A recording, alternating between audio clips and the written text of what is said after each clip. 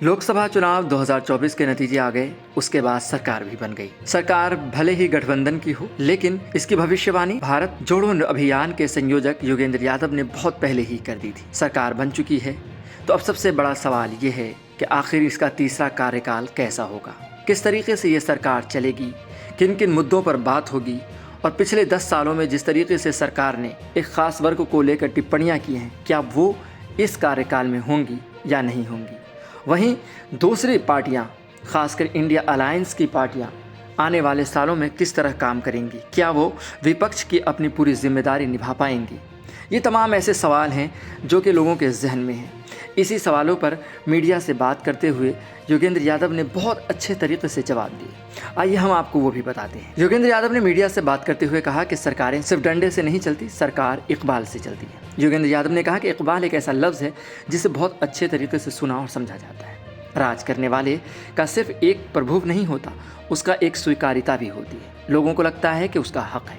इकबाल चला गया, सरकार तो बनी है और उनको सरकार बनाने का पूरा वैधानिक अधिकार भी है।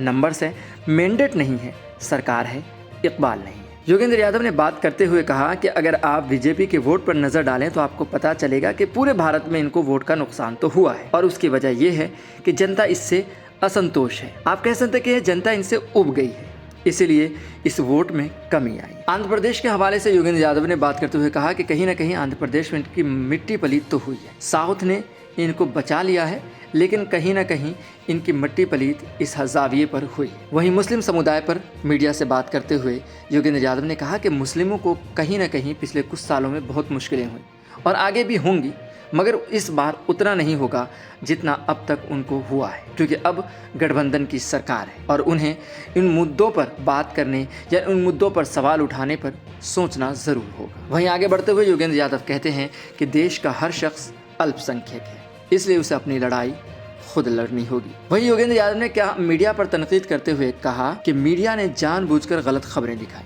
कई मीडिया ऐसी थी जिन्होंने 400 पार करके वोट दिखाए, जो कर नहीं दिखाना था, बल्कि उनको चाहिए कि मीडिया जनता से माफ़ी मांगे।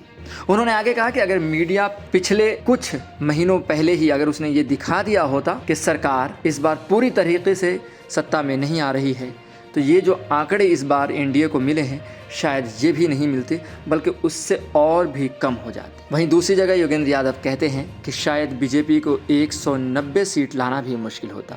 वहीं इंडिया अलायंस की बात करते हुए योगेंद्र यादव ने कहा कि इंडिया अलायंस ने खुद को रिप्रेजेंट किया है, मगर वहीं कहीं ना कहीं रिप्रेजेंट करने में कमी रह गई। शायद वो जनता के मुद्दों को सही से समझ नहीं पाई या वो खुद को समझा नहीं पाई, लेकिन अगर समझा पाती तो वो ज़्यादा से ज़्यादा सीट लाती और हत्ता के 265 से भी वो आगे बढ़ जाती। वहीं क्षेत्रीय पार्टियों पर भी योगेंद्र यादव ने कहा कि क्षेत्रीय पार्टियां जो हैं वो देश के लिए बहुत ज़रूरी हैं। वहीं योगेंद्र यादव ने राहुल गांधी पर भी बात की। उन्होंने कहा कि राहुल गांधी ने खुद को मनवाया है। उन्होंने नफरत के इस दौर में मोहब्बत की दुकान खोलकर लोगों को बताया कि अब भी मोहब्बत जिंदा है। वहीं योगेंद्र ने राहुल पर और मजीद बात करते हुए कहा कि राहुल को अभी अपने ऊपर काम करने की ज़रूरत है, खासकर उस पार्टी के सामने काम करने की ज़रूरत है जो पार्टी अपने 24 घंटों में से 26 घंटे सियासत करती है, और अगर उनको इस सियासत से आगे बढ़कर देश के लिए कुछ करना है तो मेहनत तो करनी होगी। ऐसे ही देश और दुनिया की खबरों के लिए देखते रहें सहारा समय का समय डिजिटल।